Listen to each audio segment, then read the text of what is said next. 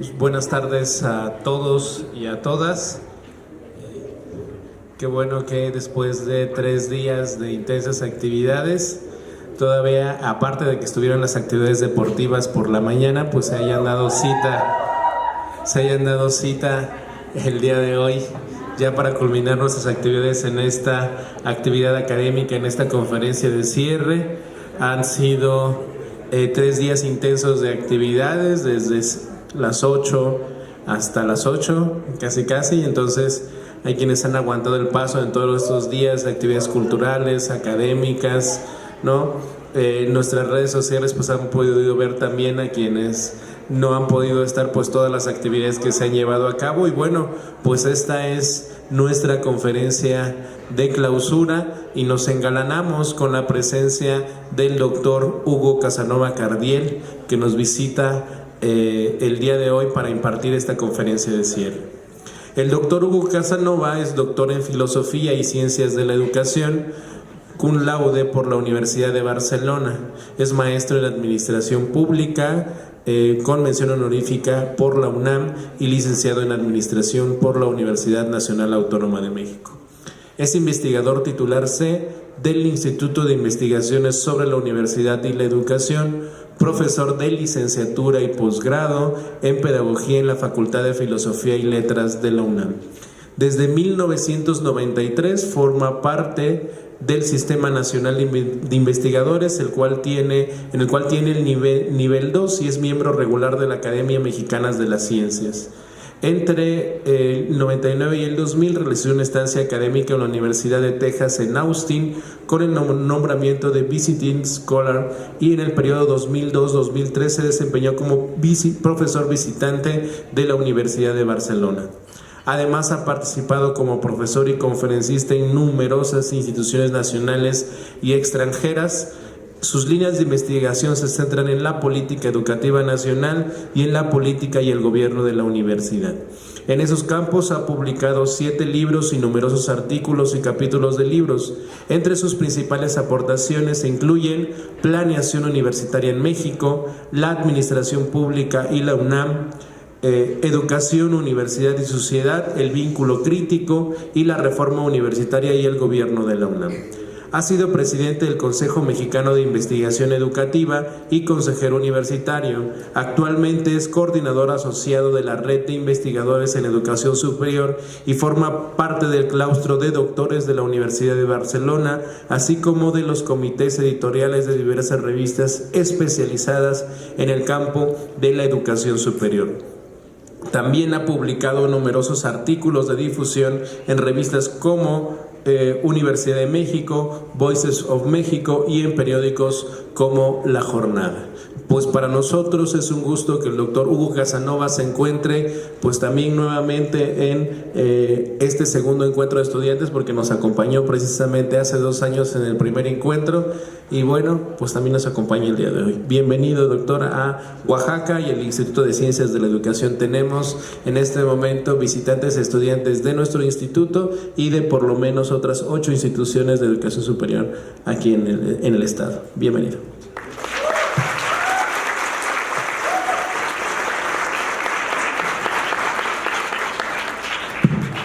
Bueno, pues buenas tardes a todas y todos.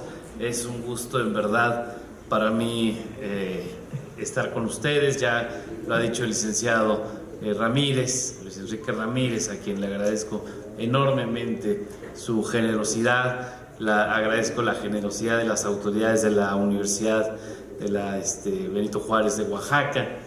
Les agradezco a las maestras y maestros que están aquí.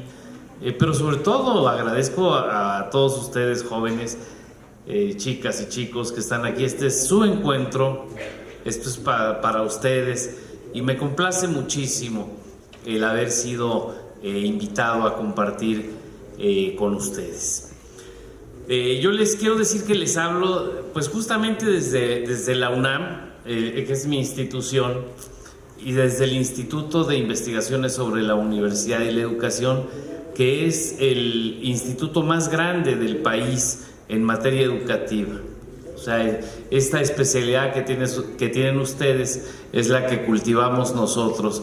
Y quiero decirles que tienen las puertas abiertas de ese instituto, en varios sentidos. Las tienen abiertas en términos de su biblioteca, de sus servicios electrónicos. Cualquiera tiene acceso desde una computadora al instituto, pero que también se sientan en la tranquilidad y en la confianza de dirigirse con nosotros, de establecer contacto con nosotros, y cuando anden por la Ciudad de México ya saben que los esperamos, que nos dará mucho gusto que puedan estar por ahí, que puedan ver nuestra biblioteca y que podamos saludarnos. Bueno, pues yo quisiera compartir con ustedes una visión para la cual me han convocado aquí, para hablar de la educación en el sexenio que viene. O sea, ¿qué retos tiene la educación en términos del futuro? Yo sé que ustedes a lo largo de estos días han discutido, han presenciado en numerosas charlas y conferencias, han tenido talleres donde se ha hablado de la educación tal como ha tenido lugar a lo largo de estos años, y en términos también mucho más amplios. A mí lo que me gustaría es ahora trazar con ustedes una especie de hoja de ruta de qué es lo que viene. Cuando hablo con jóvenes, siempre pienso en el futuro de esos jóvenes. ¿Qué es lo que van ustedes a enfrentar? ¿Qué es lo que ustedes van a vivir de cara a lo que viene? Y sobre eso me gustaría compartir con ustedes algunas reflexiones. Tengo la certeza de que la educación tiene dos grandes ámbitos: el ámbito estructural, el ámbito de los problemas fundamentales de la educación, y el ámbito de la coyuntura, de los problemas que nos llegan de pronto, que llegan en el espacio temporal más inmediato. Y los estudiosos de la educación hemos de estar preparados para entender ambas dimensiones, para atender la dimensión estructural, la de los problemas generales de la educación, y la dimensión coyuntural, la de los problemas que se presentan en un momento dado en la educación. Yo quisiera comentarles, partir en esta charla de una cuestión. ¿Por qué es importante pensar hoy la educación? O sea, ¿qué es lo que hace valioso el tema que a nosotros nos convoca? ¿Por qué es importante que nos estemos formando en materia educativa? ¿Por qué es importante que un país tenga muchos centros, muchas especialidades centradas en la educación? ¿Por qué hacemos un encuentro como estos? ¿Por qué nos reunimos los educadores? ¿Por qué es importante la educación para este país? La educación es muy probablemente la causa social más consistente de nuestro tiempo. Es difícil que pensemos en otro tema que articula a todos los sectores sociales, que articula a todos los individuos. Y yo por eso les digo, eligieron bien sus carreras, eligieron un tema crucial para este país. El dedicarse a la educación es una decisión muy afortunada, es un tema de alta relevancia para nuestro país, para la región, para el estado de Oaxaca, para nuestra comunidad, para la sociedad. O sea, estamos, insisto, en la ruta correcta.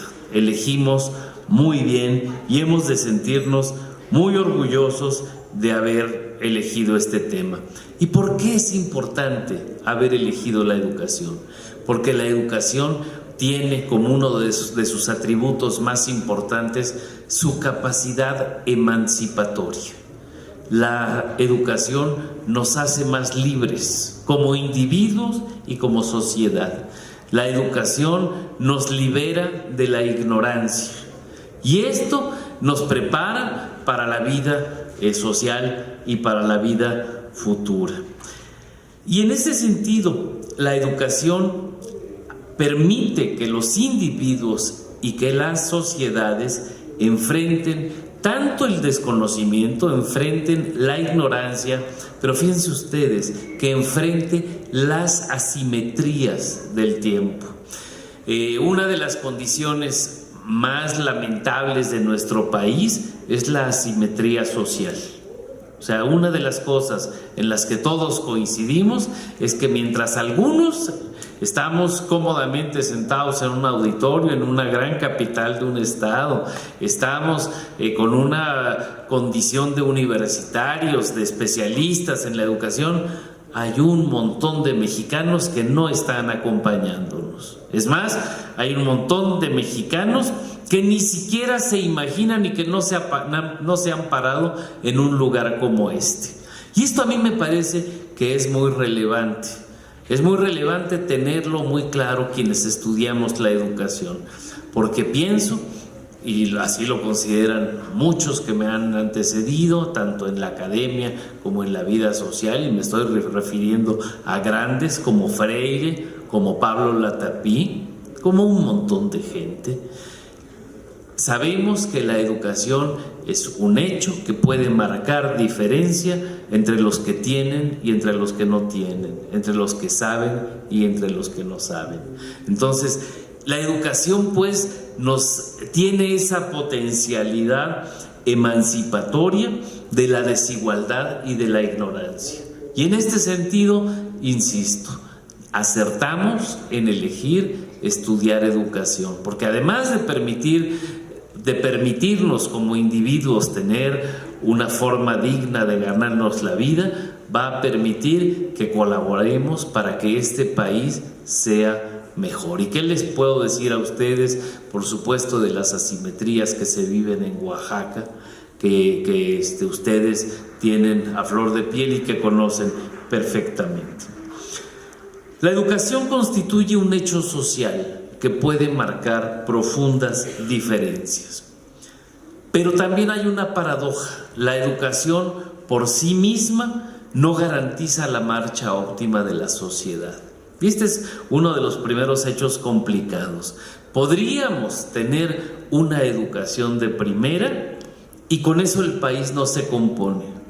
Esto hay que tenerlo muy presente, porque a eso le han llamado los expertos el educacionismo. Los que suponen que si se mejora la educación, todo mejora. Mejora una parte. Es imprescindible que la educación mejore, pero por sí misma la educación no mejora la condición del entorno. Su ausencia, sin embargo, sí expresa de múltiples formas y muchas de ellas contundentes la fragilidad de las personas y de las naciones. Una sociedad que no está educada es una sociedad frágil. Una nación entera que no está educada es una nación frágil. Y una de las condiciones que pensamos que tenemos de cara al futuro, una de las necesidades más grandes, es la de fortalecer la educación. Todo ello representa pues un enorme reto social, un enorme reto para quienes nos dedicamos a la educación como profesión, como actividad académica, pero sobre todo representa un reto para el Estado y para los diferentes órdenes del gobierno. Me refiero al gobierno central que se vive desde la capital de la República, pero también los diferentes órdenes del gobierno, el gobierno del Estado, el gobierno de la ciudad, los gobiernos municipales, o una lista de gente importante de la educación en México está en este libro. María de Ibarrola, Romualdo López Zárate, ex rector de la UAM Azcapotzalco, Javier Mendoza, el principal experto en financiamiento de la educación de México y que hoy está asesorando al nuevo gobierno, Humberto Muñoz, un sociólogo, investigador emérito de México, y Manolo Ordorica, un estupendo académico también de la Universidad Nacional, Mario Rueda, el director del instituto donde yo trabajo y un experto en evaluación, Roberto Rodríguez, un sociólogo de las universidades, que es una maravilla, y Rosa María Torres, que fue presidenta del Consejo Mexicano de Investigación Educativa y que es una profesora de la Universidad Pedagógica Nacional, y un servidor. Bueno, todos nosotros trabajamos en este libro y llegamos a algunas conclusiones y planteamos una agenda temática de los principales aspectos que desde nuestra perspectiva han de ser abordados por el próximo gobierno. Entonces, estos serían los dos elementos de esta presentación. Después de esta introducción larga que les voy compartiendo, hay entonces estas dos dimensiones: los 5 problemas cruciales de la educación y las notas para una agenda gubernamental en materia de educación. O sea, ¿qué nos espera en materia educativa? Y no en la ocurrencia de los nuevos gobernantes, conste, respetamos al nuevo gobierno, nos parece que qué maravilla, yo pienso que la mayoría votamos por ellos, yo voté por ellos, bienvenidos, pero no les firmo ningún cheque en blanco ni a este gobierno ni a ningún otro. Y me parece que la condición de los universitarios es no andarle firmando cheques en blanco a nadie. La responsabilidad de los universitarios es tener las antenas bien puestas y pensar muy bien a quién apoyamos como ciudadanos y en quién creemos. Arrancaré también con una nota de Jacques Derrida, un filósofo de origen francés, quien en un libro que se llama Universidad sin condición sostiene que los universitarios, como ustedes y como yo, no solamente tenemos el derecho a cuestionarlo todo. Dice Derrida, los universitarios tenemos la obligación de cuestionarlo todo. O sea, no es solamente que podamos hacerlo o no, es nuestra obligación social cuestionar el mundo que nos rodea. Y si no somos capaces de cuestionar el mundo que nos rodea, quiere decir que estuvimos calentando el asiento en la universidad. Lo que se espera de los universitarios hoy es su capacidad pensante y su capacidad crítica, su capacidad para cuestionar lo que viven, para cuestionar a sus gobernantes, para cuestionar la basura de televisión que tenemos, para cuestionar la basura de música que tenemos. Perdón, yo sé que a algunos les gustan algunos músicos que no son del todo presentables. Yo les digo, hay que pensarlo 2 veces antes de darle nuestro voto, de firmarle a los músicos, a los cantantes, a los políticos que nos dan una embarradita de cosas. Somos la vanguardia pensante de este país. Ustedes jóvenes, son el orgullo de este país, son el orgullo de este estado. Pues hay que corresponder a eso. Bueno, y me regreso a la idea de los problemas cruciales de la educación. Junto a la epopeya, pues, junto a junto al logro del siglo XX, México presenta 5 grandes temas que yo les propongo. Son los temas que yo veo y que pongo a su consideración, y como ya les dije que tienen que ser muy críticos, espero que sean críticos también con lo que yo les digo. O sea, que te digan, este señor sabe todo, que va, no sabe todo. Les propone algunas ideas con el afán de pensar juntos. El primer problema que veo es el problema de la cobertura educativa en México. O sea, ¿de qué tamaño es la educación de este país? ¿Alguien tiene idea cuántos estudiantes hay en México en todos los niveles? Es una pregunta abierta al público, por favor. Una idea, ¿cuántos estudiantes hay en este país? Una mano, por favor, que se levante y que me dé alguna idea. Sin amontonarse, por favor. Bueno. En México tenemos alrededor de 36 millones de estudiantes. Es una cantidad realmente importante. Sin embargo, ya verán ustedes que aunque hay alrededor de 36 millones de estudiantes, de los cuales ustedes están contabilizados, verán que no son suficientes. excepto en los niveles de primaria y de secundaria, que alcanzan una cobertura oficial del 98 y del 87% respectivamente. Quiere decir, prácticamente en la primaria, la mayoría de los niños en edad de ir a la primaria tienen la posibilidad de hacerlo. En otros niveles no sucede así. El preescolar, por ejemplo, atiende solamente a 7 de cada 10 niños. O sea, quiere decir que 3 chicos en edad de ir al preescolar no lo están haciendo. Este no es un dato menor. La educación del preescolar está en la Constitución Política de los Estados Unidos Mexicanos. El tercero constitucional dice que el preescolar es un nivel obligatorio. Hay otro nivel que nos preocupa mucho y es el de la educación media superior. Y los datos tienen más o menos esta relación. De cada 10 jóvenes en edad de ir a la prepa, a alguna forma de bachillerato, que ocurre esto entre los 15 y los 17 años más o menos, de cada 10 jóvenes, 4 se quedan fuera.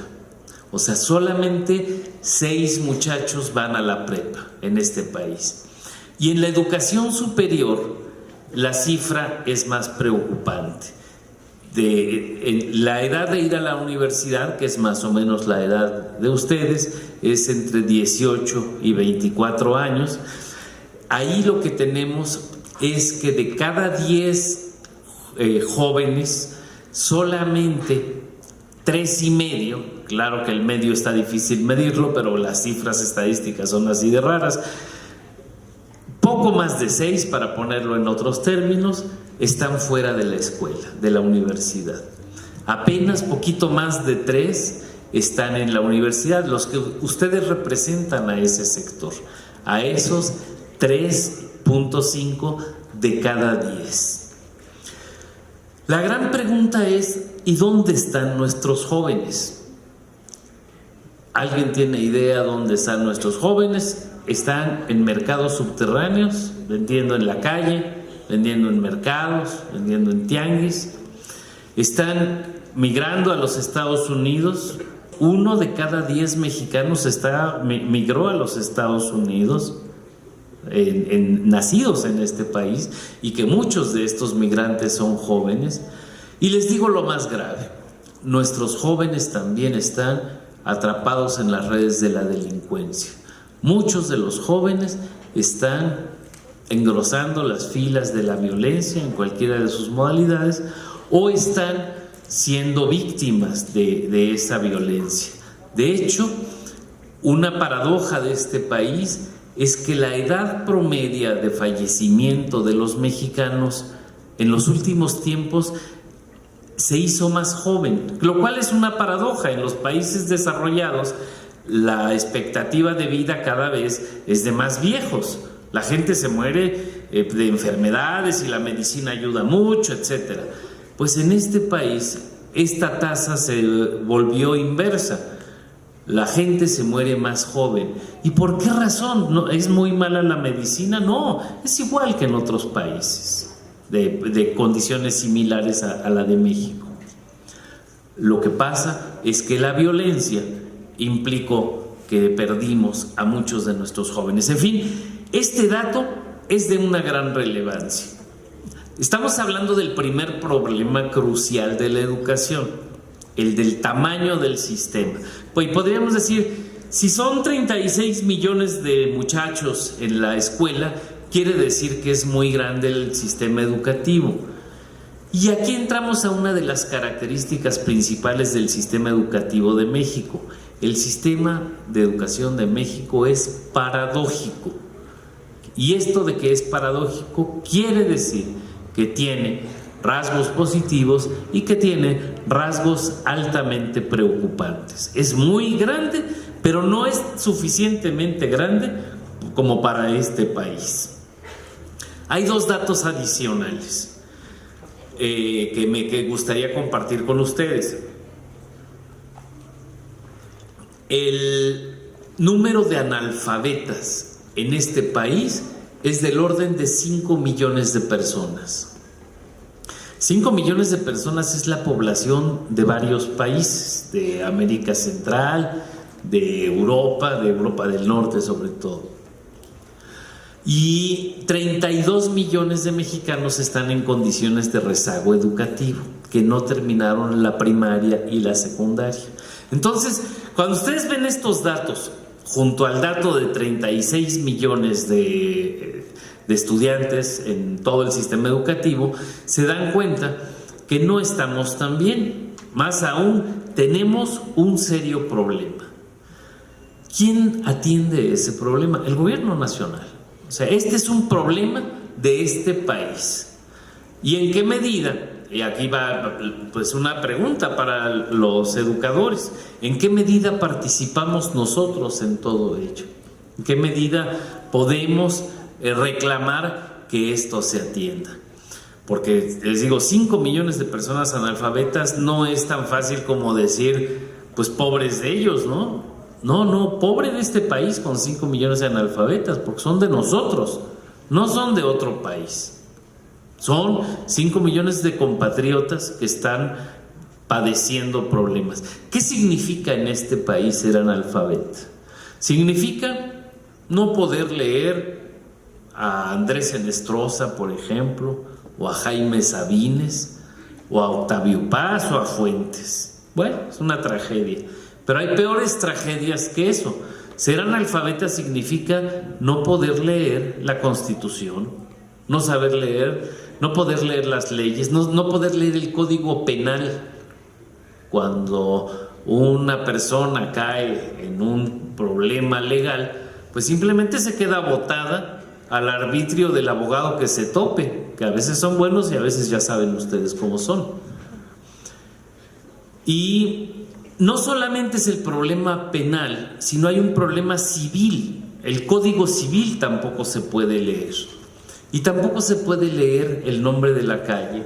Y tampoco se puede leer en la cajita de las medicinas la cantidad de pastillitas que se tiene uno que tomar o los peligros si se toma una pastilla. En fin, ser analfabeta es un verdadero flagelo en este país, ¿no? Entonces, este problema, y les va el tema de la paradoja, porque dijéramos, bueno, ya se sabe que este país es una tragedia, que somos pobrísimos y ya está, nos dedicamos todos a mendigar por las calles. Pues no, señoras y señores, este país no es pobre. Este país, según la Organización para la Cooperación y el Desarrollo Económico, es la economía 15ª del mundo. Y hace 3 años apenas era la economía 11ª del mundo. Ser la economía 11ª o la 15ª es estar arriba de 150 países. Es estar, es un país tan rico o más rico que España, por ejemplo. Es estar en la misma órbita que los brasileños. Es estar en la órbita, en la misma liga en la que juegan los Estados Unidos, Francia, Inglaterra, Italia, Alemania, Japón. Estamos en esa liga. La Organización para la Cooperación y el Desarrollo Económicos junta a las economías más grandes del mundo y a las más ricas. Por nuestra economía estamos allí. ¿Por qué diablos tenemos 5 millones de analfabetas? Y podría quitar el diablo si decir otra palabra mucho más fuerte, porque esa es la que me retiembla en la cabeza. ¿Por qué diablos tenemos 32 millones de personas que no acabaron la primaria y la secundaria? ¿Por qué diablos tenemos a un montón de niños lejos de la escuela? ¿Por qué diablos tenemos, ahorita les digo qué más? Entonces, ahí el problema de los números, uno diría, híjole, qué pereza, va a hablar de números este señor. Pensé hasta en traerles una grafiquita aquí, pero por piedad ya no lo hice. Dije, nada más les voy a hablar de los números, no se los voy a poner enfrente de la cara, ¿no? Espero ser suficientemente consistente y persuasivo en la importancia de los números. O sea, los números, por otro lado, presentan realidades. No es que queramos hacerlos escandalosos. No. Y este señor que se va a sentar en la silla presidencial dentro de 15 días, bien hará en ponerle atención a los números. Y bien hará en saber qué va a hacer con este problema educativo. Y bien haremos los educadores en reclamarle que se ponga las pilas. Yo me pasé 6 años reclamándole al señor que se va, que qué bueno que se va. Me la pasé 6 años reclamando que no hacían lo que tenían que hacer. Yo francamente ya esperaría tener otra ocupación que estar diciéndole a los señores del poder que no hacen lo que tienen que hacer. Ya, por eso qué bueno que ya vienen ustedes, para que me ayuden a reclamar lo que tiene que hacer nuestro gobierno. Pero el tema es este. Hay un tema cuantitativo que está allí. Veo algunas señales, después al final me meteré un poquito en ello, ¿no? Hay otro problema muy serio y es el de la calidad. Este sexenio se la pasó hablando de que la calidad era mala y se creó un Instituto Nacional de Evaluación de la Educación y se pelearon con los maestros y ningunearon a los maestros. Este gobierno ninguneó al Magisterio Nacional y este gobierno persiguió a los maestros y este gobierno asesinó estudiantes de las normales. Este gobierno desapareció a 43. Este gobierno le pegó a gente en Nochistlán, aquí en Oaxaca. O sea, hicieron desfiguro por un lado y por el otro, en nombre de la calidad de la educación. Decían, es que la educación, pobres niños, vamos a darles calidad. No les dieron calidad. Molestaron al magisterio, molestaron a los niños, molestaron a las familias. Y ahí tenemos otro punto, el de la calidad. Tenemos muchas agencias que evalúan, que acreditan, que certifican, y tenemos muy poca consistencia. Y tenemos que ver cómo superamos este problema de retórica, de demagogia, de burocracia desde la educación. Y yo he hablado de la importancia de generar un criterio sustantivo de calidad. O sea, no podemos tener el mismo criterio de calidad para hacer celulares, para hacer micrófonos, para hacer botellas de agua, que para formar personas. Y lo que se trató en este sexenio fue de aplicar criterios parejos, y va igual Oaxaca que Baja California Sur, o Baja California Norte, o va igual la zona de la Sierra de Oaxaca que la Colonia del Valle en la Ciudad de México, o va igual las preguntas para niñas que para niños, y va igual el tratamiento para maestros mayores que para maestros que van recién entrando. Todos no son unos flojos, ninguno cumple. Bueno, fue una verdadera tragedia el tratamiento que se le dio a la educación y a la calidad educativa. Y yo pienso que ahí tenemos una serie de temas muy importantes. Tenemos una calidad que no ha sabido ser distinguida, que no ha podido ser identificada en sus rasgos más profundos. En el texto del que les hablo, tanto Díaz Barriga como Mario Rueda hablan de cómo diseñar un esquema evaluador de mucho mayor consistencia y con mucha mayor seriedad. Un tercer tema crucial de la educación es el de la infraestructura y el equipamiento. O sea, ¿qué escuelas tenemos? ¿En dónde están? ¿Cómo están equipadas? ¿Y qué necesidades tienen? Hay un estudio de la Secretaría de Educación Pública de apenas el 2015, donde dice que de un total de 152,000 establecimientos educativos, 152,000 edificaciones, requerían una mejora estructural 40,000 inmuebles. O sea, casi la tercera parte de los 150,000 escuelas. Y a esas cifras se tendrían que agregar 16,000 establecimientos que, según las cifras oficiales, fueron afectadas en los sismos del 2017. Nuevamente, ¿qué les voy a contar a ustedes que no sepan del estado de Oaxaca, tan afectado por los sismos?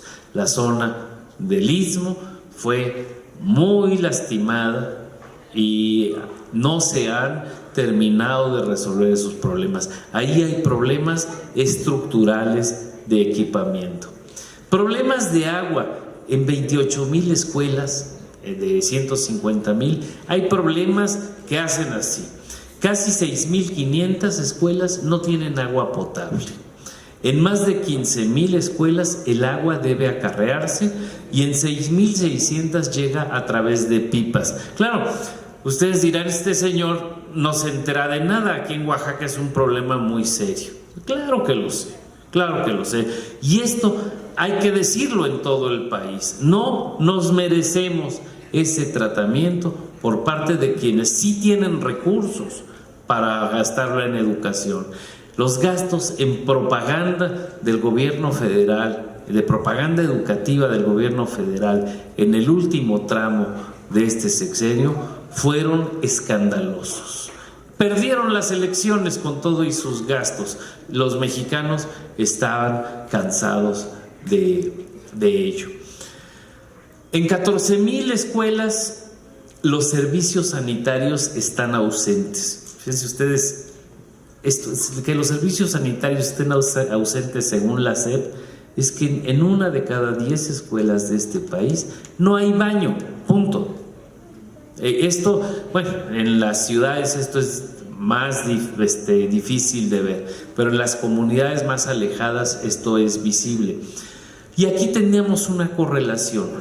La línea del maltrato educativo en este país es la misma línea que la de la pobreza. La línea de la educación, de las precariedades educativas, es la misma línea que la de las precariedades sociales. Y ahí tenemos un dato, y más adelante lo vamos a recoger. Para que en este país se componga la educación, hay que componer muchas otras cosas que están alrededor. No es solamente poner, como hizo el señor Fox, poner pizarrones electrónicos o digitales en los salones, que no se sabía para qué servían y que fueron un gasto oriental en un país pobre. Y luego un dato también tremendo, casi 90,000 escuelas no se encuentran conectadas a las redes del drenaje. Son datos de la SEP. Que no estén conectadas a las redes del drenaje no quiere decir que no tienen baños, sí tienen, pero son letrinas, son fosas sépticas. Nuevamente, y esto no es Namibia, no es Ghana, ni es Haití. Esta es la economía número 15 del mundo. ¿Ustedes creen que tiene sentido que la economía número 15 del mundo esté desconectada de las redes del drenaje? Que las escuelas no tengan drenaje. En fin, lo dejo ahí. El tema de infraestructura y de equipamiento es muy grave. Y a mí me interesa. Claro, podríamos decir que tragedia, ya nos vino a entristecer el último día del encuentro de estudiantes. No, yo lo que quiero es decir, si hay futuro, hay vida después de que se vayan estos señores y necesitamos impulsarla los que hacemos educación. Hay otros dos temas: el vínculo entre educación y política, del que aquí implícitamente he hablado, y el vínculo entre educación y sociedad. El vínculo entre educación y política tiene que ver con, y en educación, ¿quién toma las decisiones? ¿A quién le toca decidir qué en materia de educación? Nuevamente, le toca a unos señores que nunca pasaron por una escuela pública o que no pasaron por una escuela de educación. Tuvimos secretarios de educación, 3, Choaifet, Nuño y Otto Granados. Ninguno que yo sepa pasó por una normal, ni pasó por una escuela de pedagogía, y tampoco fue maestro. Es más, en el caso de Nuño, que fue el que estuvo más intensamente vinculado con la reforma educativa, les puedo decir que ni siquiera pisó una escuela pública. Y a ver, aquí en este país no necesitamos constancia de pobreza, tampoco. O sea, podemos ir a una escuela privada y se respeta ir a una escuela privada. Pero el que va a una escuela privada tiene la doble obligación de tener sensibilidad del sentido público de la educación de México. Porque si no, ¿qué diablos? ¿A quién diablos le estamos encargando la conducción de la cosa pública? A unos muchachitos o a unos señores, me da lo mismo, que se educaron en el sistema privado y que no tienen sensibilidad social. Me parece que en esto el equipo nuevo gana. El equipo nuevo viene como ustedes y como yo, del sistema público y con sensibilidad de la pobreza. A mí cuando vi en la televisión los reportajes de cómo la familia del presidente electo se transportaba en una barcaza allá por el estado de Tabasco, en condiciones, pues sí, de pobreza y de necesidad, me pareció que esto de alguna manera acercaba a este señor a los problemas sociales. O sea, yo de ahí quiero pensar que eso ayuda a saber lo que pasamos cada día los mexicanos comunes y corrientes. No necesitamos señores que vivían solamente en una colonia rica y que los llevaban a la escuela en un coche y que no tenían cercanía con los problemas sociales. A mí me parece que las decisiones políticas deben ser asumidas por gente que está formada con sensibilidad social. Y si no, pues que hagan otra cosa, que se dediquen a trabajar de otra cosa, pero no a administrar la cosa pública. En la cosa pública se necesita mucha sensibilidad. Y en educación y sociedad tenemos un problema muy serio, que es el tema de democracia y de seguridad. De democracia, de cómo construimos las decisiones también los ciudadanos y cómo superamos la problemática de inseguridad que vive este país. A mí me parece que estamos en un punto crítico. No podemos estar desayunando cada día muertos en la prensa, muertos en la televisión, periodistas que son asesinados, que son desaparecidos, estudiantes, mujeres que son ultrajadas. A mí me parece que tenemos que decir ya basta y que desde la educación tenemos que ayudar a parar esto. ¿Puede la educación solita parar el problema de la inseguridad y la violencia? Claro que no. No nos vamos a convertir en policías. ¿Puede la educación y los educadores ignorar la problemática de la violencia? Claro que no. Tengo la certeza que nosotros debemos tener un punto de vista con relación a la violencia y tenemos que pararla ya. Hoy leía en el periódico que la Universidad Nacional, mi institución, había generado un nuevo protocolo contra la violencia a las mujeres. Es un problema muy serio que está pasando en la UNAM. Están desapareciendo muchachas, están desapareciendo estudiantes, en algunos casos hay maltrato, en casos extremos llega a haber asesinatos. Chicas, por favor, paremos esta situación, hay que ponerse muy serias. No permitamos que sigan ultrajando a las mujeres. Son nuestras madres, son nuestras hermanas, son nuestras hijas. Y yo creo, y los muchachos, pues igual, las muchachas tienen que defenderse y a los muchachos se nos tiene que quitar lo bruto. Porque eso somos, unos brutos con las mujeres. Y tenemos que evitar eso y tenemos que reconocerlo. Perdón que me emocione en esto, pero tengo motivos serios que quienes me conocen sabrán de qué estoy hablando, ¿no? Hace 20 años mi hermana fue asesinada, una profesora de la universidad. No suelo decir esto en público, pero si me ven molesto, si me ven prendido, es eso. O sea, yo creo que basta. O sea, a mí no es que me cuenten teóricamente la tragedia de las mujeres. Vi el asesinato, vi a sus hijos solos, vi a su pareja sola, vi el sufrimiento de una madre, y eso no se puede. Y lo mismo va para Ayotzinapa y lo mismo va para Nochistlán. Y si no nos defendemos, ¿qué vamos a hacer? ¿No? Entonces, y todo esto está en el territorio. Regreso a la aquí y a la hora y se me quita lo enojado. Regreso a la aquí y a la hora y les digo a ustedes, estos son los problemas cruciales de la educación.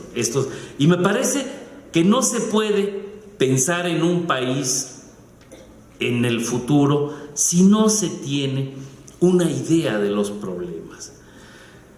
Cuando nos reunimos estos 10 profesores, cuando hablamos de qué le proponemos al gobierno, le dijimos, ¿qué hacemos? ¿Qué tiene que hacer el próximo gobierno? No sabíamos que era Morena, no sabíamos que era López Obrador, podía haber sido Nuño o Mid, era el PRI, cuando empezamos a pensar en estas cosas.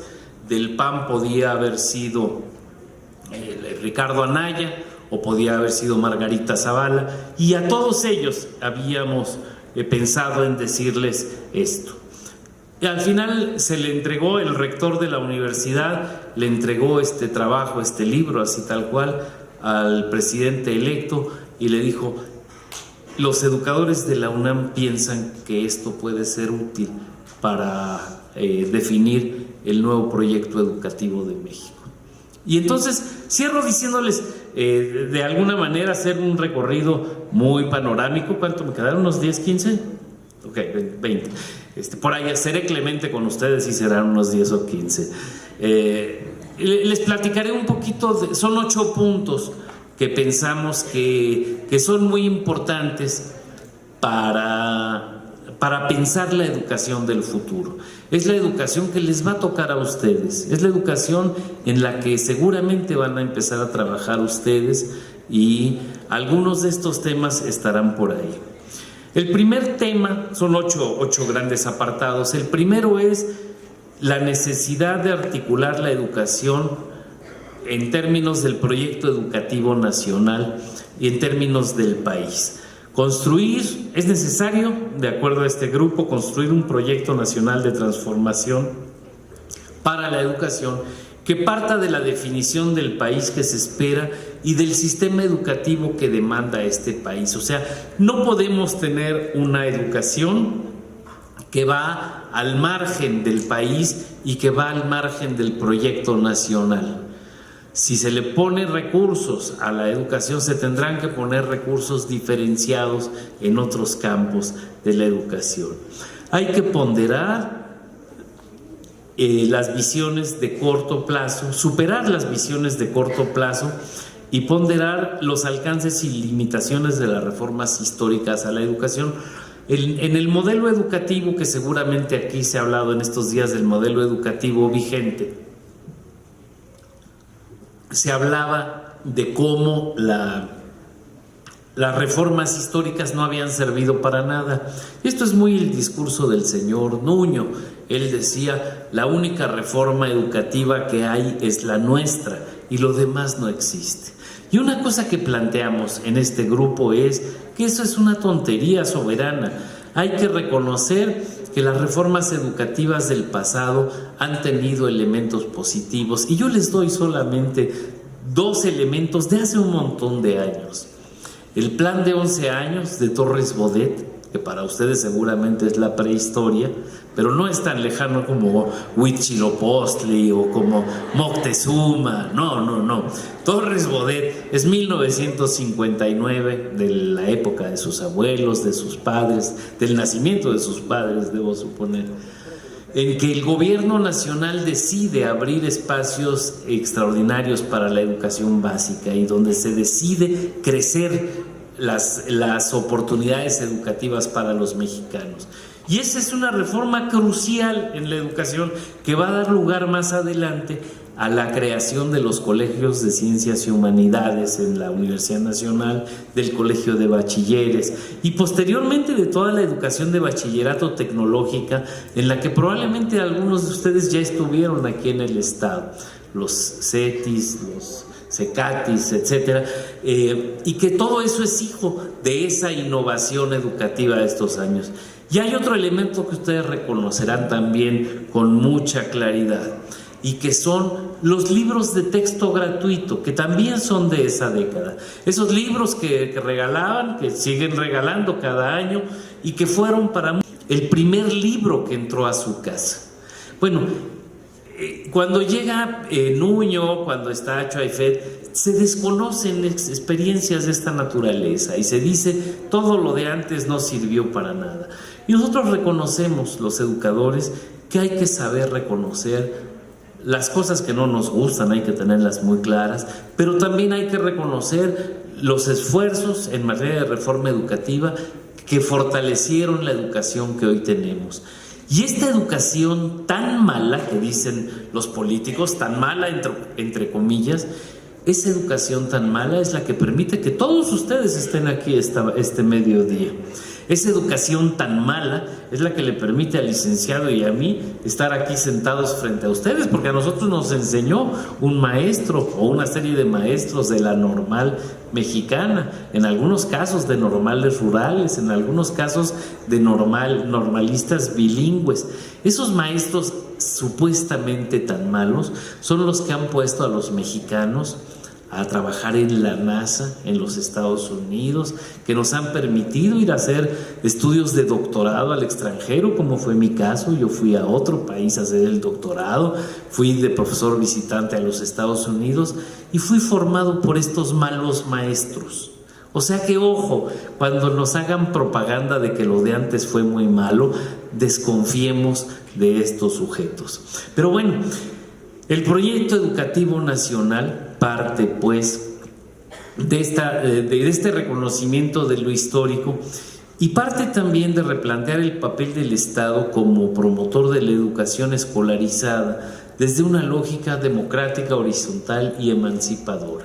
Democrática quiere decir que decidimos entre todos, que se reparte entre todos, que se distribuye entre diferentes sectores sociales. Horizontal quiere decir que nos toman en cuenta a amplios sectores de la sociedad.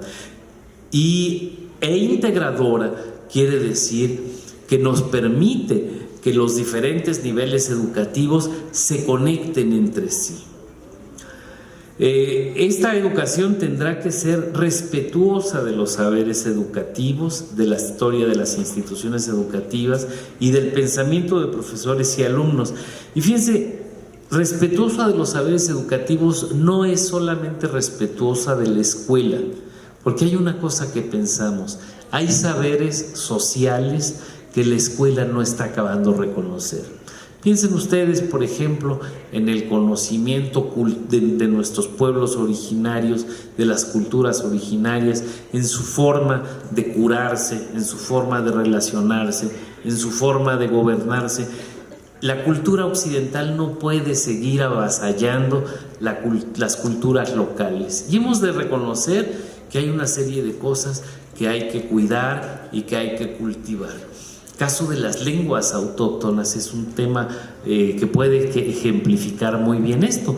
¿Cuántos de ustedes pertenecen a familias en donde en un punto se hablaba una lengua originaria y que con el paso de los años se fue dejando, al paso de que algunos de ustedes, aunque tuvieran los elementos, ya no conocen su lengua o la lengua de sus abuelos?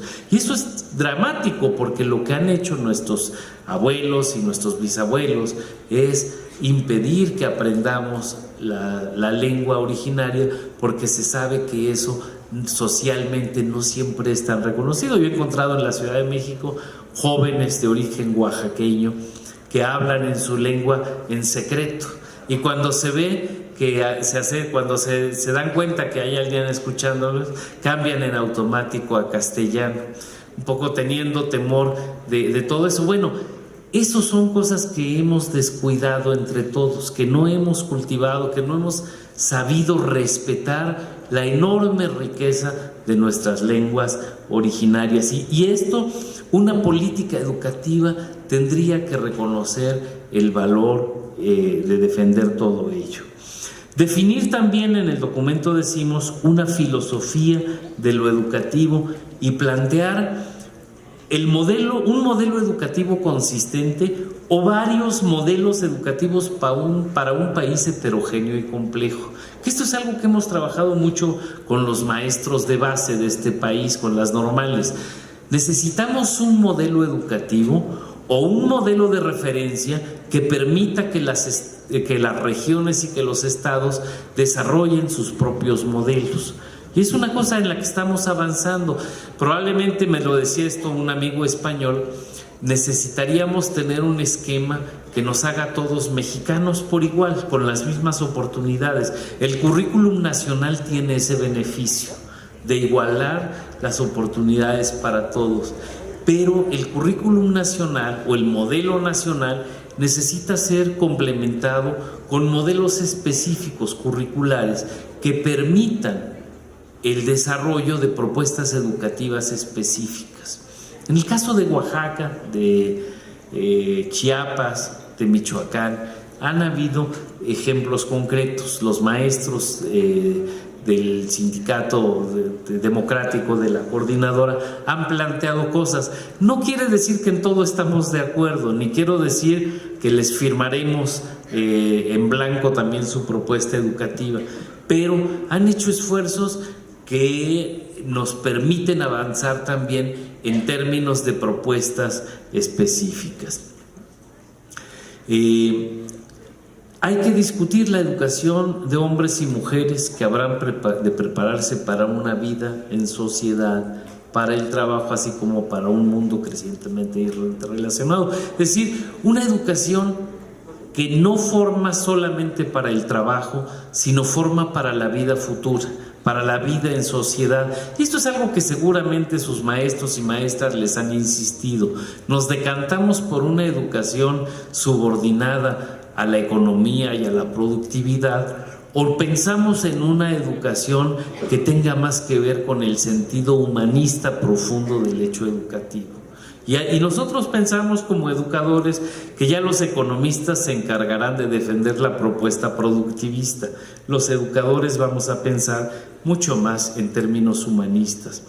Yo a mis alumnos normalmente les digo, eviten utilizar el concepto de capital humano, de recursos humanos, y pensemos más en el concepto de educación de hombres y mujeres. No tenemos que inventar formación de recursos humanos, eso no es nada. Que eso lo hagan los administradores o los contadores, bienvenidos, o que los economistas digan capital humano, allá ellos. Pero los educadores me parece que tenemos que reivindicar mucho más la idea de educación sencillamente. En este capítulo grande también hablamos del derecho, de los derechos humanos y del derecho a la educación, que es algo que traen mucho los abogados, de cómo la educación no es un hecho fortuito en la historia de las personas, sino es una condición fundamental de sus derechos humanos. Dicen que la educación es el derecho humano más poderoso que hay. Sobre el derecho a la educación después vendrán los derechos al trabajo, el derecho a la vivienda, el derecho, etcétera. Pero dicen, el derecho a la educación es uno de los derechos fundamentales, dicen los abogados. Otro tema, en este mismo, analizar la pertinencia de establecer un órgano consultivo de la educación nacional que pueda brindar apoyo sustentado en los saberes educativo y social. Y esto tiene que ver con que ya no vuelvan a darse estos casos en los que un grupo de iluminados atrás de un escritorio deciden cómo va a hacerse la educación, sino que reclamamos que los señores políticos de la educación tengan un cuerpo de expertos, educadores, profesionales, que opinen con mayor certeza sobre la educación. En este cuerpo de expertos, pues se buscaría que se conozca, sí, por supuesto, de evaluación, pero por supuesto de preescolar y de primaria y de currículum y de didáctica y de formación, en fin, de las cuestiones sustantivas de la educación, que no solamente fueran a componer los temas legales y los temas de control al sindicato que les plantea interrogantes. Segundo aspecto, y ya comienzo a aterrizar, es de hacer todo esto bajo un principio de cobertura, de justicia y de inclusión social. O sea, de qué manera se abren espacios en los diferentes niveles educativos, cuidando criterios de inclusión social. O O sea, que no solamente tengan acceso a la educación los que de por sí han tenido el privilegio de estar educados o de nacer en condiciones sociales cómodas, sino que esto pueda estar al alcance de sectores sociales más frágiles. Y atender los niveles que muestran un mayor déficit. Por ejemplo, ya les decía yo, el tema de los 5 millones de analfabetas o el 32 millones de personas en condiciones de rezago, o las personas que viven en la frontera de la geografía nacional más accidentada. Bueno, ahí se necesitan mucho mayores énfasis en términos de oferta educativa. Para todo ello se necesitaría generar un modelo intencional que destaque la atención a los grupos y zonas más vulnerables, atender de manera diferenciada a la población más vulnerable y plantear esquemas de buena calidad educativa justo para esa población. O sea, no aventar las limitaciones educativas a lo más alto de la montaña. Ustedes saben que más o menos la mitad de las escuelas de México son multigrado. Sí, ubican todo eso. Y en el estado de Oaxaca esa situación debe radicalizarse aún más. Bueno, en Europa las escuelas multigrado son ejemplos de experimentación pedagógica. Dicen, vamos a poner a un grupo complejo, heterogéneo de niños y los vamos a poner a interactuar con un grupo de maestros. En fin, es todo un experimento pedagógico. En México las escuelas multigrado son hijas del abandono, de la tragedia y de la injusticia. No son producto de ningún experimento pedagógico. Son fruto de la tragedia y de la pobreza. Entonces, todo eso habría que atenderlo, pensamos. ¿Cómo lograr que pasemos de la tragedia a la innovación? Ese es uno de nuestros retos, ¿no? ¿Cómo nos articulamos?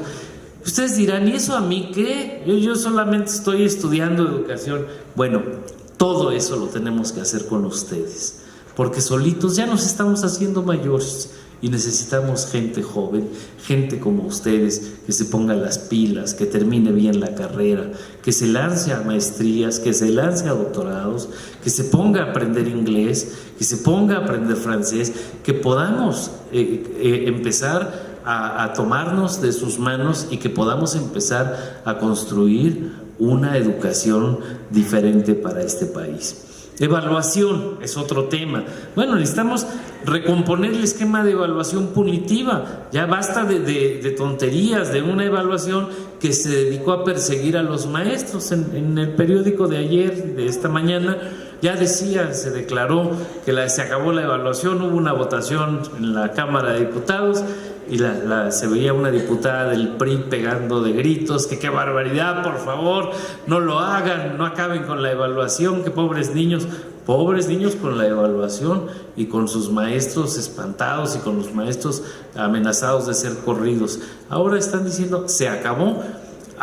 Por supuesto a los maestros hay que hacerlos trabajar, pero no bajo ese esquema. En fin, hay que generar un modelo diferente de evaluación, un modelo de evaluación llamamos sustantiva, de calidad sustantiva, en el que está trabajando diferentes académicos. Otro tema grande, los docentes. ¿Qué pasa con los docentes? ¿Qué hacemos con ellos? Una cosa que recomienda este grupo es resarcir la desautorización cultural que ha sufrido la escuela y en especial los maestros de educación básica. ¿Qué es resarcir? Pues hay que compensarles la desacreditación más grande que tuvieron en estos años. En estos años se atacó de manera incesante el trabajo del magisterio, se desacreditó socialmente, se perdió el prestigio. Muchas normales no alcanzaron a llenar los lugares que tenían asignados.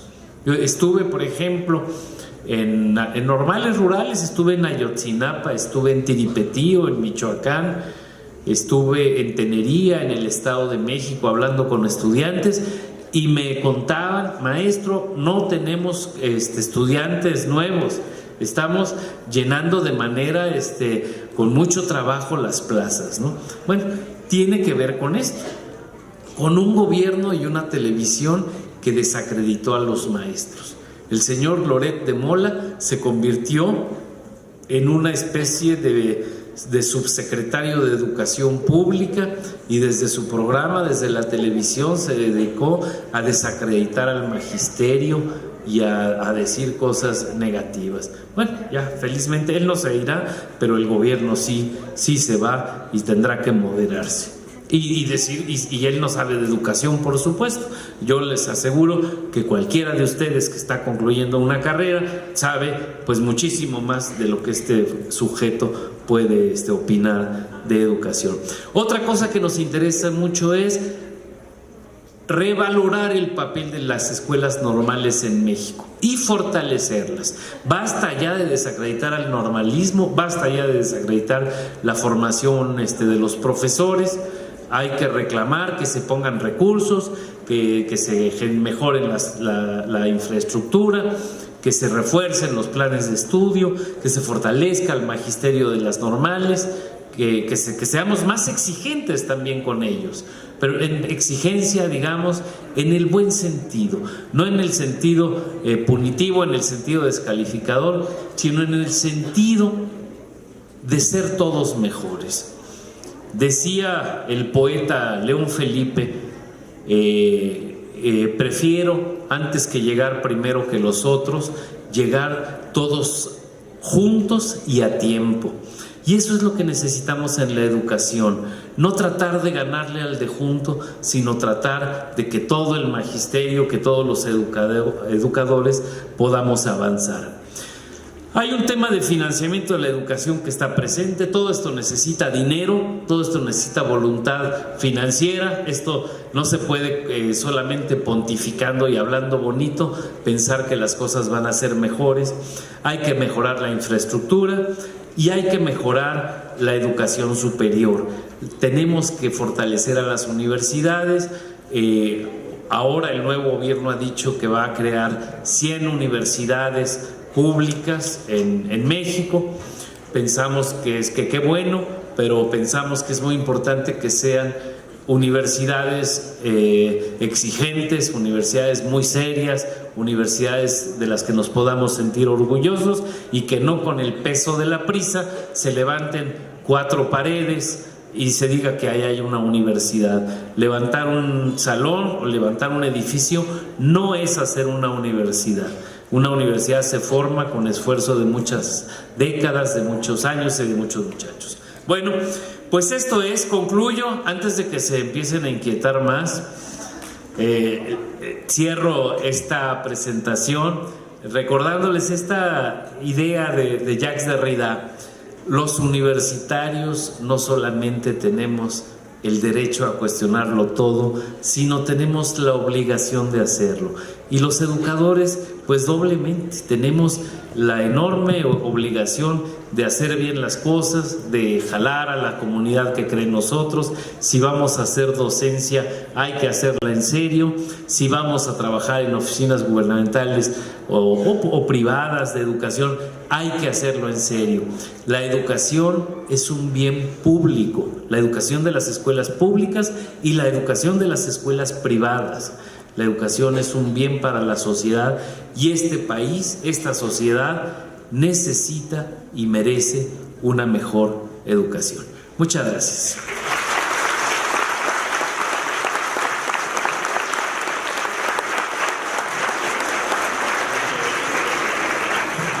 Necesaria reflexión, como lo comentamos al inicio de este encuentro, de que la educación se encuentra nuevamente en la agenda nacional y es importante que discutamos y sigamos dialogando sobre cuáles van a ser los pasos que va a tomar nuestro país respecto al tema educativo.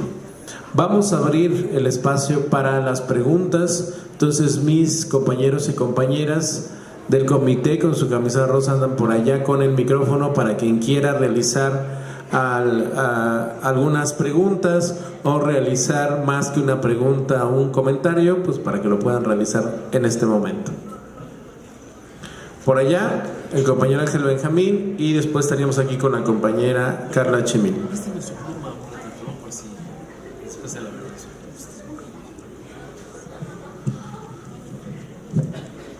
Hola, buenas tardes, doctor Hugo.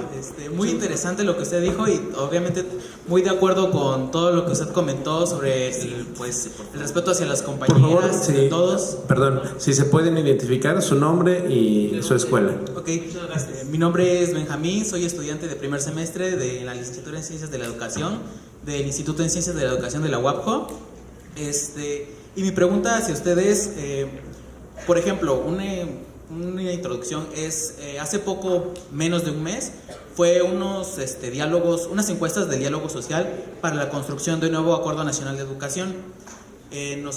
Unos compañeros fuimos a entrevistar a diversas personas, a toda la comunidad de Oaxaca, y pues la mayoría de jóvenes de un rango de 18 a 30 años dice que abandonó los estudios a nivel básico de primaria, secundaria, muy pocos a bachillerato, lo abandonaron. Entonces, mi pregunta es: ustedes, ¿cuál considera que, aparte de la pobreza, es el factor por el cual los jóvenes abandonan sus estudios?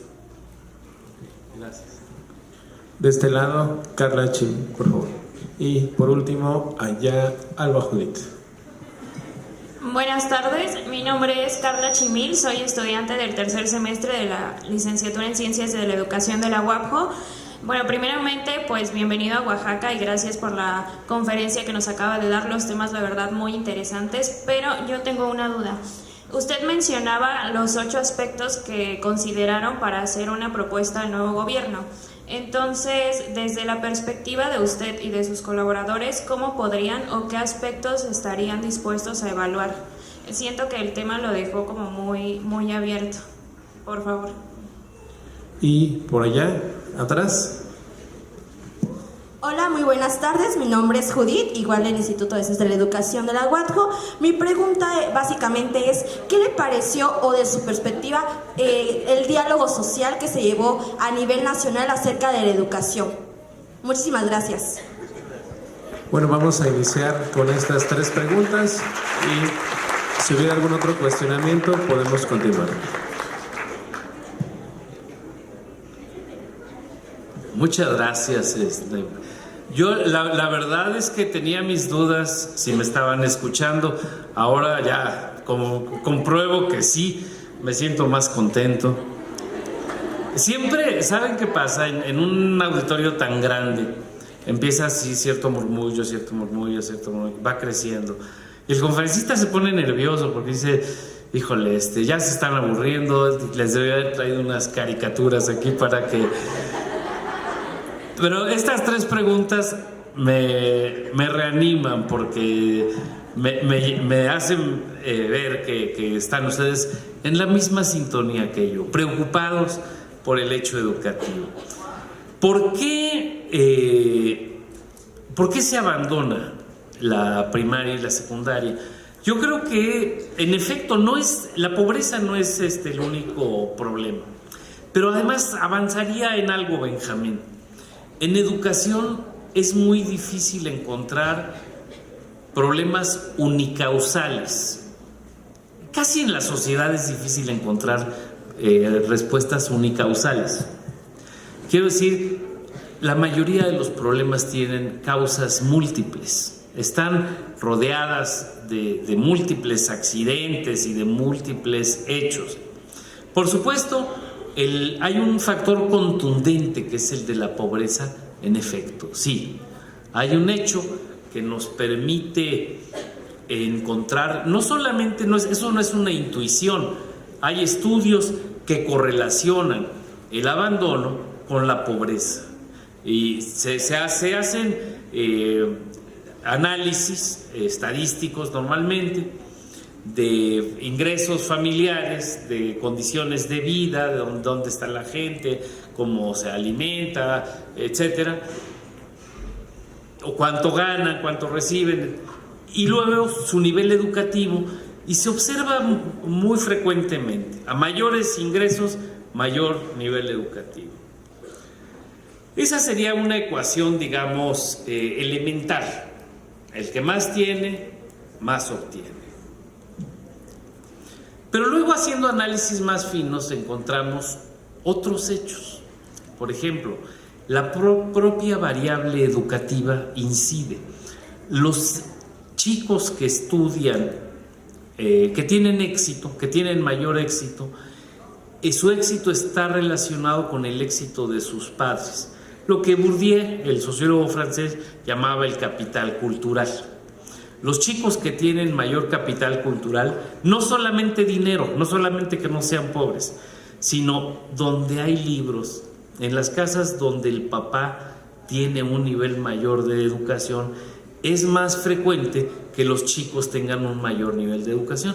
O sea, ¿qué pasa en el campo? Y esto es algo que seguramente pasará en las zonas rurales de Oaxaca. Los padres están esperando que venga la época de tanto de siembra como de cosecha para poner a trabajar a los chamacos. Y no es que no quieran a sus hijos, es que esto es algo ancestral. Los chicos colaboran en la economía familiar, o sea, no hay de otra. Y si no colaboran, pues hay una merma en el ingreso, y todo eso le pega no solamente al chico, sino le pega a toda la familia. Entonces las manos son muy apreciadas, ¿sí? Bueno, en el caso de padres que van teniendo algún nivel de estudios, que por alguna razón pues ya pasaron por la primaria o por la primaria trunca, bueno, los padres van reconociendo la importancia de los estudios. Y saben ustedes, en términos de sociología, esto es algo que se hace en la universidad, en sociología de las universidades, los chicos que tienen mayor éxito académico no son solamente los que su papá tuvo mayor nivel académico, sino que la mamá tuvo mayor nivel académico. O sea, la variable mamá pega más que la variable papá en los niños, en la educación formal. O sea, y eso se entiende. O sea, ¿quién lleva las casas en México? Porque los hombres somos medio brutos, ya lo dije, lo digo con todo cariño. Pero quien lleva la casa es la señora, la mamá, y se lo pagamos a la mamá porque normalmente la queremos más. Luego nos quejamos los papás de que no nos quieren, pero no hicimos mucho caso. Pero hay mucha mayor relación con la mamá. Bueno, en términos del éxito escolar, la mamá es fundamental, ¿no? Decía yo la cuestión del capital cultural, y hay una frase también que dice: origen es destino, que usan mucho los sociólogos. Dime dónde naciste y te diré dónde te vas a morir. Y se dice que uno no se mueve socialmente. O sea, la educación, y esto en los últimos años, en las últimas épocas, en las últimas generaciones, la educación ha dejado de ser un factor de movilidad social. Porque no es solamente la escuela la que permite la movilidad, sino una serie de factores accesorios. El propio desarrollo urbano de México, el desarrollo de las familias, la expansión de las clases medias, todo eso es lo que les permitió a nuestros abuelos hacer la plataforma en la cual estamos ahora nosotros. Pero en los últimos años la educación ha entrado en un momento crítico en la que no forzosamente a mayor educación, mayor movilidad social. Y es lo que se cuestionan muchos, dicen algunos: ¿para qué estudio si esto no va a permitir moverme socialmente? Y es algo que ocurre, que conste. O sea, y ahí hay que tener mucho cuidado. O sea, los que estudiamos tenemos que considerar que no va en automático el éxito económico. Hay otras cosas, no precisamente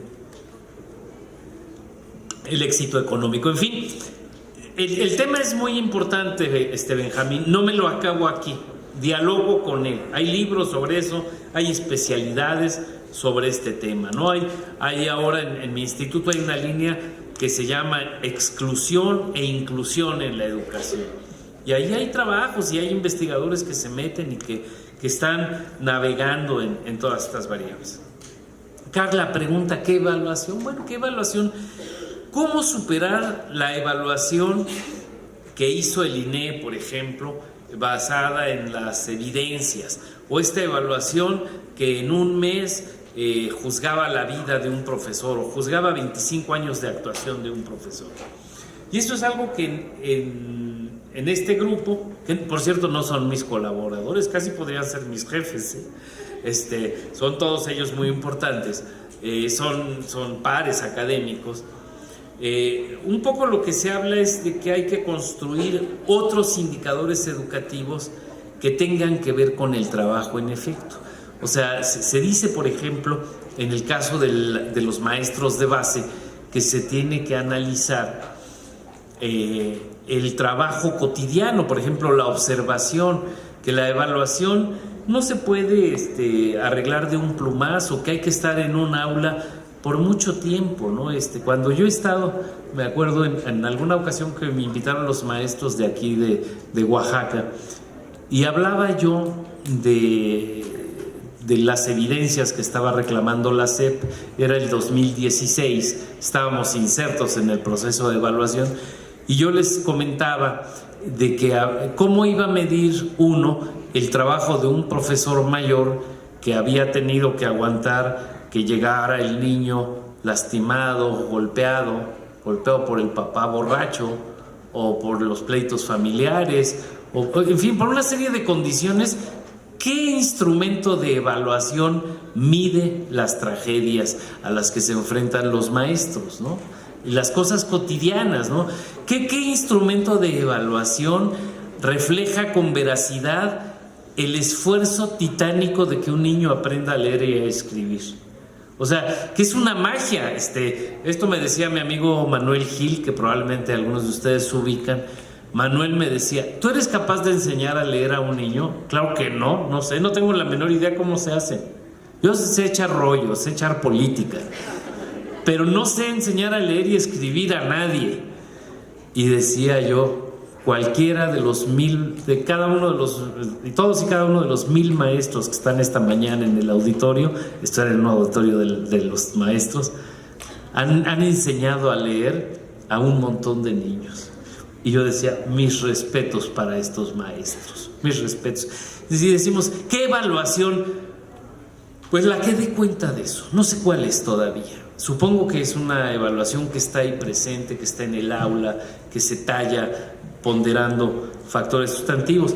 Ahora, hay evaluaciones diferentes, hay evaluaciones para los maestros, hay evaluaciones para los alumnos, hay evaluaciones, pues incluso para otros actores educativos, para los funcionarios.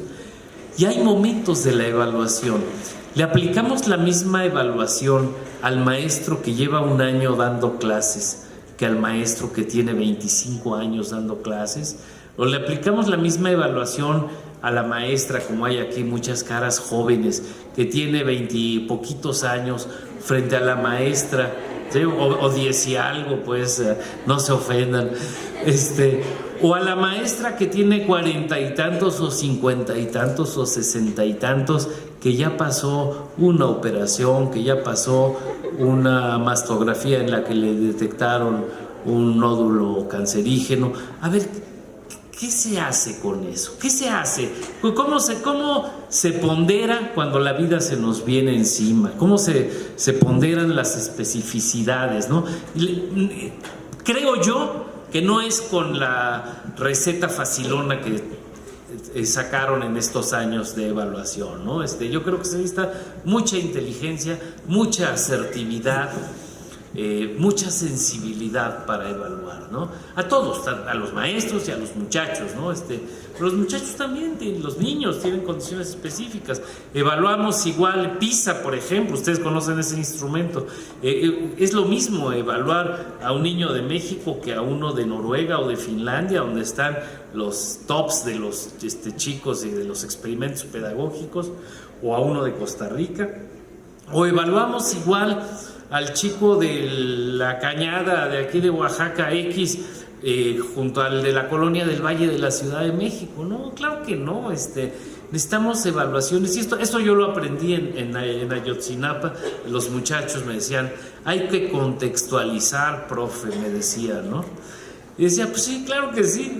Yo no sé qué maestro les enseñó lo de la contextualizada, pero todos lo querían contextualizar. Y yo digo, pues tenían razón, claro que sí, se los firmo. El hecho educativo, si no está contextualizado, no tiene ningún sentido. ¿Y qué opino del diálogo social de la educación? Pues como yo me eduqué en la idea del escepticismo y en la idea de Derrida de que hay que cuestionar, también cuestiono. Yo no le vi mucha creatividad a estos diálogos, se los digo con toda franqueza. Vi unos diálogos ahí medio a modo, dejaron pasar hasta adelante a los maestros que se portaban mejor, no a los profesores más críticos, y en Guerrero tuvieron su muestra. En Guerrero los profesores de la CETEC se enojaron y acabaron a sillazos. No defiendo los sillazos, por favor, no les doy ideas, muchachos, pero entiendo el enojo de los maestros revoltosos. Los maestros revoltosos son mis amigos, que conste, para que no se diga que les digo revoltosos. Son revoltosos porque son mis amigos. Pero yo creo que no les veo todavía, no le veo hechuras al nuevo gobierno. No le veo hechuras en esa consulta. Yo espero que digan en unos meses, se me zafó, no teníamos interés e intenciones de hacer esto. No quisiera acabarme al nuevo gobierno de un plumazo porque no han tomado posesión. Yo creo que también estamos siendo un poco rigoristas. Toman en posesión en 15 días más o menos, ¿no? Vamos a esperar a que lleguen y ya tendrán que hacer un plan de desarrollo, plan nacional de desarrollo, tendrán que hacer un programa sectorial educativo, tendrán que demostrarnos que tienen ideas. Lo del diálogo yo no se los creo todavía. Y si esa va a ser su forma de consultar, pues así van a acabar. Y a eso le tiran a enfrentarse con nosotros, con la sociedad, no me estoy asumiendo como ningún grupo de otra naturaleza, ¿no? Se van a enfrentar con una sociedad que va a acabar decepcionada. Tienen un tremendo problema, una confianza inicial muy grande y generaron una expectativa muy grande. Así que espero que cumplan con eso, ¿no? Y que el diálogo pues sea más de lo que parece hasta ahora.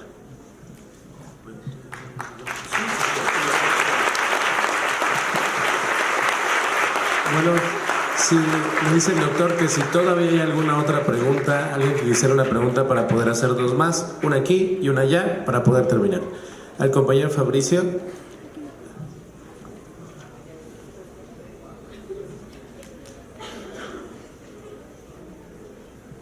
Lo igual, por favor, recuerden su nombre completo, bueno, su nombre y la escuela. Hola, buenas tardes. Soy estudiante de Ciencias de la Educación del 7º semestre. Y bueno, en la planteación de su ponencia nos decía que prácticamente el Estado no cumple con las funciones o no nos da las bases para impartir una educación de calidad. Sin embargo, nosotros como sociedad o institución, ¿qué podemos hacer para, ahora sí que no reprimir, pero hacer que el Estado cumpla con lo que son sus obligaciones y darnos lo que son las bases de la educación? ¿De este lado? ¿De este lado? Por favor. Hola, buenas tardes. Mi nombre es Fernanda, estudio el 4º cuatrimestre de la licenciatura en Pedagogía en el Instituto de Estudios Superiores de Oaxaca. En lo personal, doctora, a mí su plática me deja muchísimas dudas y también me abre el panorama a que dentro de esta formación nos volvamos críticos y reflexionemos acerca de cuáles son las realidades en que estamos viviendo respecto a la educación. Para esto usted decía algo, si vamos a hacer el trabajo docente hay que hacerlo serio y bien. Entonces retomo parte de lo que usted dice acerca de la falta de sensibilidad hacia la educación pública. Y mi pregunta es la siguiente, ¿usted qué consejo o qué propuestas nos da a nosotros para que como futuros docentes, quienes lo deseen así, puedan enfrentar y trabajar con esa sensibilidad pública que se tiene? Y pues para que a nosotros nos quede lo que usted nos dice, ¿no? Que si vamos a ser docentes, lo seamos de manera seria y bien. Gracias. Ok, la última, se habían alzado la mano allá atrás. Laura. Buenas tardes, compañeros. Mi nombre es Laura, estudiante del Instituto de Ciencias de la Educación de la UAPJO, y hago relación igual la pregunta que tienen mis compañeros acerca de esto, solo que va relacionado con los planes y programas de estudio. ¿Cómo lograr ser estudiantes críticos y reflexivos ante las problemáticas de la educación sin ser víctimas de violencia y el poder del gobierno cuando el diseño de los planes y programas de estudios están diseñados para el beneficio del mismo? Gracias. Ok, pues damos paso al doctor.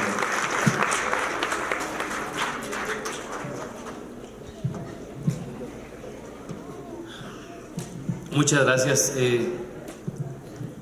A mí me parece que las tres preguntas tienen orientaciones. En sí son preguntas posicionadas que ya dejan entrever una posición crítica con relación a los temas que plantean. Así que me sumaré un poco a la reflexión de lo que están diciendo, ¿no? ¿Qué hacer para que el Estado cumpla con sus obligaciones educativas? A mí me parece que la condición de un estudiante es una condición limitada a su ámbito de actuación, ¿no? Podríamos ir a la plaza pública de la ciudad y lanzar proclamas, pero eso probablemente pues tendría un efecto terapéutico, catártico, pero no tendría un sentido que movilizara a quienes toman decisiones. A mí me parece que la organización educativa da cauces, ¿no? Que hay maneras de discutirlo en el aula, que hay maneras de compartirlo con los profesores, que hay maneras de discutir esto en el ámbito más inmediato, ¿no? Conforme uno va saliendo, el saber tiene cauces, el saber académico, ¿no? La discusión en la clase va marcando una forma de ver la realidad social y nos va posicionando frente a ella. Después viene otro momento, que es el de la tesis. Supongo que en tu caso estarás, ¿en qué semestre estabas? ¿Estás entrando apenas? En séptimo, bueno, está cerca. ¿Y harás algún ejercicio de titulación, de un trabajo final, una tesis? Decía yo que el trabajo académico tiene cauces. Y un cauce es el trabajo, lo que uno escribe, como uno lo plantea. Ahí va uno moldeándose desde mi perspectiva, ¿no? En el sentido en el que uno se va formando, es como va contribuyendo a la definición de la educación. No quiere decir que no podamos participar en el aquí y el ahora. O sea, de pronto, si el secretario de Educación plantea algo, a veces hay posibilidades pues de actuar de manera directa en una marcha, en una manifestación, en un punto de vista, en un medio escrito o en una entrevista en la radio, en los medios. Pero otra es la formación académica, ¿no? En qué medida nos nutrimos y vamos tomando color y nos vamos sumando a ese equipo de especialistas en la educación. Si ustedes me dicen, y el profesor, el conferencista, ¿cómo se convirtió en una voz que tiene de pronto audiencia en la prensa, o que tengo audiencia en los medios masivos, en la televisión? O tengo mi Face, por supuesto, y tengo mi Twitter, y tengo mi opinión.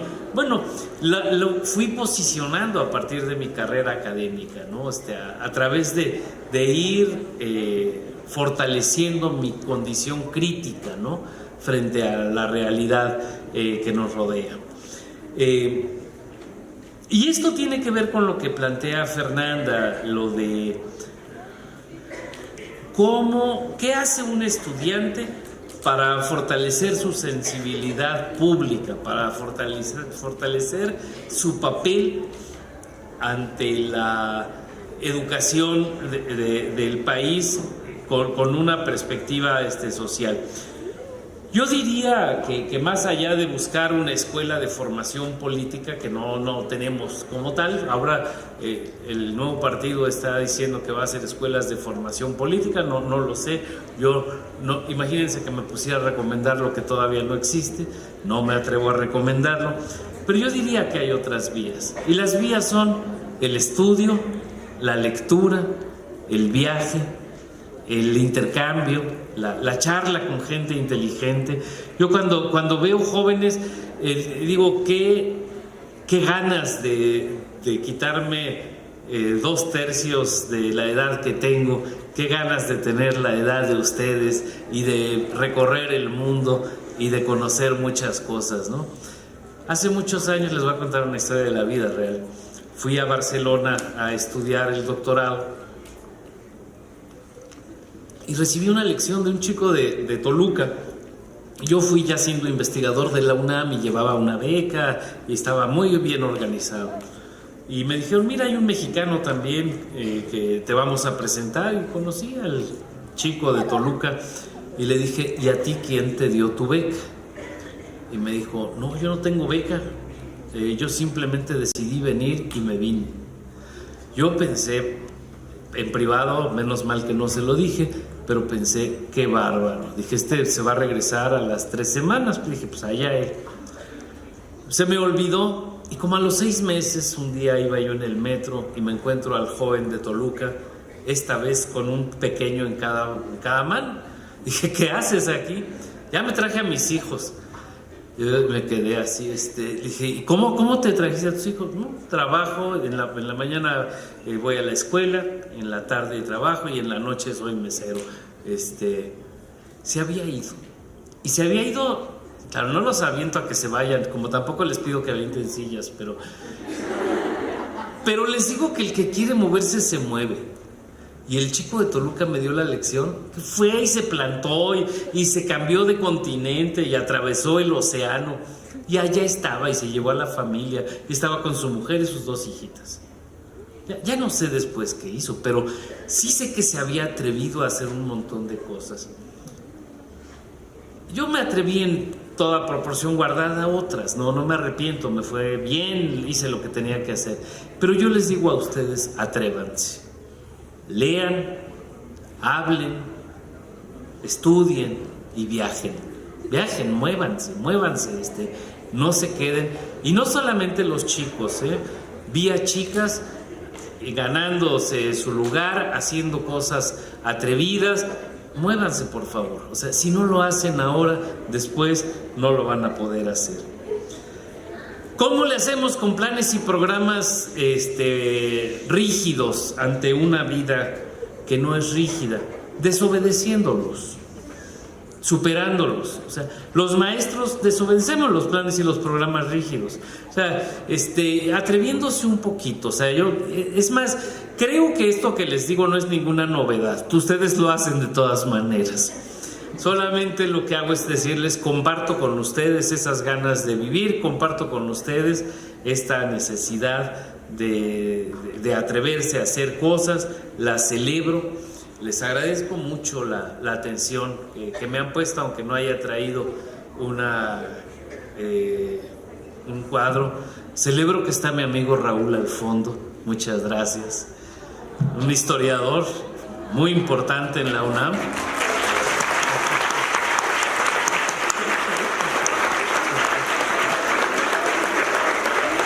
Y no me queda sino agradecer enormemente su hospitalidad, de agradecer el que hayan prestado atención a lo que yo aquí les he contado. Les recuerdo que estoy en la UNAM, en el Instituto de Investigaciones sobre la Universidad de la Educación. Si buscan en Google van a encontrar mis datos, está mi correo. Si sienten que tienen algo que decirme y que puedo yo contestarlo, por favor háganlo. Y nos vemos para la próxima vez que me inviten. Muchas gracias.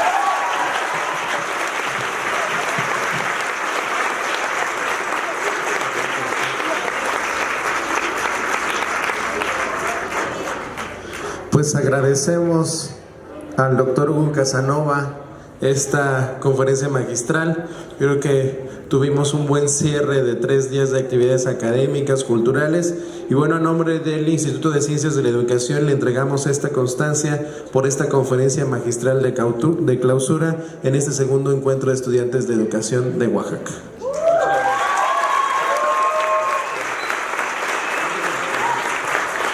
Oigan, y yo me voy a permitir entregarle al licenciado Ramírez una copia de este libro con la petición de que lo ponga al alcance de todos ustedes en la biblioteca del instituto.